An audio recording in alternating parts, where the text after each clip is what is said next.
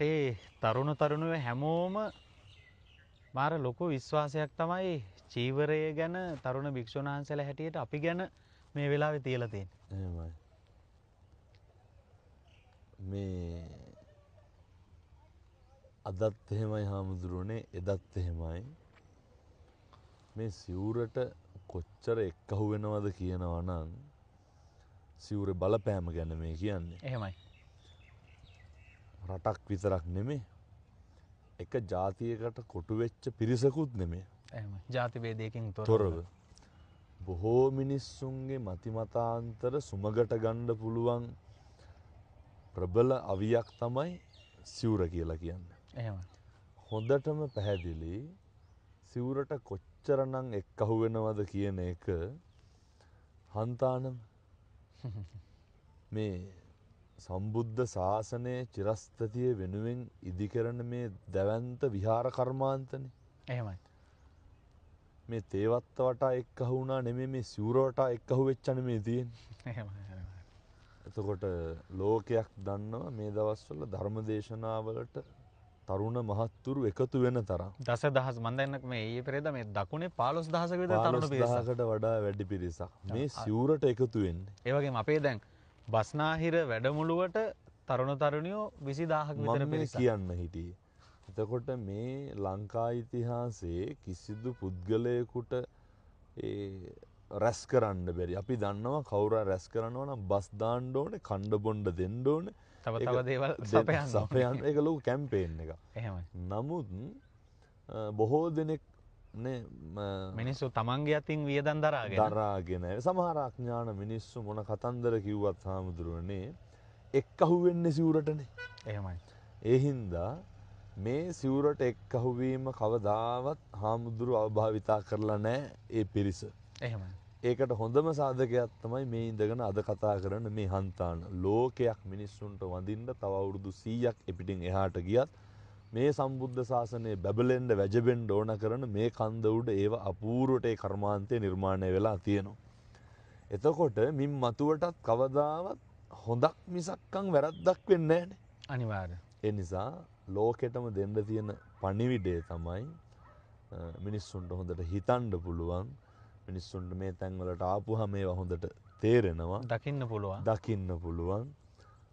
භික්ෂුන් වහන්සේලා සමහරක් භික්ෂුන් වහන්සේලා ඇති ඒ අදහස හරි වැරදි විදිහට අවභාවිතා කරන්න උත්සාහ කරන පිරිසක් සිවුර. මේක මේ සමහර වෙලාවට තරුණ සමාජයේ අපේ මේ ගිහි සමාජයේ කවුරු හරි භික්ෂුවක් වටා දැන් වහන්සේ ධර්ම දේශනා කරද්දී දසදහස් ගණනක් පිරිස පිරිවරාගෙන ඉන්නකොට මම දැක්කා අර තීන්දුව දෙන්න කලබල වෙන්න එපා. තීරණ ගන්න කලබල වෙන්න එපා.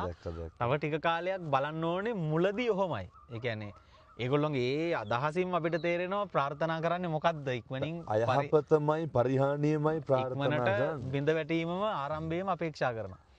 එතකොට ඇත්තටම මේ දක්වා අපේ සමහර භික්ෂුන් වහන්සේලා භික්ෂූත්වය චීවරය Tamanගේ භූමිකාව හරිම සෞත්තු විදිහට දේශපාලනඥයෝ වෙනුවෙන් පාවිච්චි කරපු හින්දා සමහර මිනිස්සු ඒ කෝණයෙන් අපි දිහාත් බලන එක අසාධාරණයකුත් නැහැ. හැබැයි අපි ඒක එහෙම නෙවෙයි කියලා ලෝකෙට අමුතුවෙන්ම ඔප්පු කරන්න යන්න අවශ්‍යත් නැහැ. මේ කරගෙන යන කටයුතු වලින් අපි දන්නවා නම් අපි මොකක්ද කරන්නේ කියන එක හිතට එකඟව මේ ලෝකයේ කිසිම පරිබාහිර කතන්දර අදාළ නැහැ. මොකද බුදු හාමුදුරුවන්ටත් කොච්චර ගැරහුම් තිබ්බද හාමුදුරුවනේ. හැබැයි මේ සිවුරට ඒ දෙසටක් මිත්‍යා මත තිබ්බ මුළු ඉන්දියාවෙම ඒ ආගම් නව චින්තනවාදී දර්ශනයකට යොමු කරන්න පුළුවන් වුණා නම් රාජ්‍යත්වයේ පවා ඊට ඈඳ ගන්න පුළුවන් වුණා නම් අපි ඒ ශ්‍රාවකයෝ තව මොනවාද මේකේ කරන්න බැරි. ඒ හින්දා මං අයත් තියෙන පණිවිඩය තමයි සිහිපත් කරන්නේ සිවුර සුදුසු දෙයට උචිත විදිහට භාවිතා කරනවා නම් සිවුරට මේ රටේ මේ ලෝකේ කරන්න බැරි දෙයක් නැහැ. ඒක හාමුදුරුවෝ කීප නමක් අදටත් ඔප්පු කරගෙන යනවා. මම මගේ හදවතින්ම හාමුදුරුවන්ට ආශිර්වාද කරනවා. මං කියන බණ පදයක් ගානේ හන්තාන වගේ තව තැන් 100ක් මේකේ හැදෙන්න ඕන ලංකාවේ. කෝටි ගාණක් තරුණ තරුණියන්ගේ අනාගතයේ අභියෝග ජයගන්න පුළුවන් පෞරුෂත්වයකින් හෙබි පිරිසක් බිහි කරන්න නොමග යන පිරිස ඇදලා අරගෙන කොටින්ම සමාජ මාධ්‍ය ගැන කියනකොට මතක් වෙන්නේ හන්තාන හාමුදුරුවනේ. ඒ නිසා සමාජ මාධ්‍ය භාවිතයේ තුලින් අවභාවිතා වෙන්නේ නැතුව කොහොමද ජීවිතය හදාගන්නේ කියන එක උගන්වන්න රාජ්‍යයකට බැරි වුණා, ආණ්ඩුවකට බැරි වුණා.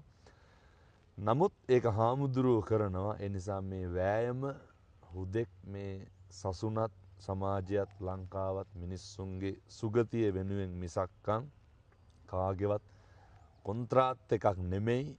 හාමුදුරුවෝ සද්භාවයෙන් කරන කටයුත්තක් කියන එක හොඳටම පැහැදිලි. හදවතින්ම ප්‍රාර්ථනා කරනවා හාමුදුරුවනේ කැස්සක්වත් හැදෙන්න නම් එපා ඔය යන ගමනට. ඔය කරන වැඩ තව දුරටත් හොඳට කරන්න. ගොඩක් පිං හාමුදුරුවෝ. ඔබ වහන්සේත් ඇත්තටම අපි දැන් සම වයසේ මම හිතන මට වඩා අවුරුදු කීපයක් බලයි. එහෙමයි හාමුදුරුවෝ. එතකොට අපේම පේරාදෙණිය විශ්වවිද්‍යාලයේ එක විශ්වවිද්‍යාලේ ඉගෙන ගත්ත එකම චීවරේ දරාගෙන ඉන්න තරුණ භික්ෂුවක් හැටියට අපිට ලොකු සතුටක් ඒ වගේම සංඝ සමාජයේ හැටියට ලොකු අභිමානයක් තියෙනවා. ඔබ වහන්සේ සාමාන්‍යයෙන් විවිධ විදිහට සංවිධානය කරලා තරුණ තරුණියෝ දහස් ගණනක් ගෙන්නන්න ලොකු ඕන කෙනෙකුට පුළුවන්. එහෙමයි. හැබැයි ඔබ වහන්සේ මේ ආයාසයෙන් කරන දෙයක් නෙවෙයි. රටවටේ තරුණ තරුණයන් මං හිතන්නේ සෝම හාමුදුරුවෝ වැඩ ඉන්න කාලෙට වඩා ලොකු පෙරලියක් ඔබ වහන්සේ මේ පුංචි කාලෙට කරලා තියෙනවා. ඉතින් මේක මේ විදිහටම මොන බාධකාවත් විවිධ විදිහට චෝදනා ඉස්සරහට එයි. තව ගිහි පැවිදි දෙපාර්ශවයෙන්ම විවිධ අභියෝගයේ ඒ කිසිම අභියෝගයකදී නොසැලී නොබියව මේ ශාසනයේ චිරස්ථිතිය වෙනුවෙන් ඔබ වහන්සේගේ මේ ලබා දෙන අමිල දායකත්වය ඉදිරියටත් ওই විදිහට ලබා දෙන්න තරුණ භික්ෂුවක් හැටියට ඔබ වහන්සේ පසුපසින් අපිත් සදාකාලිකව ඔබ වහන්සේගේ මේ ගමන තුල ඉන්නවා කියලා හදවතින්ම මතක් කරනවා. ගොඩක් පිං හාමුදුරුවනේ.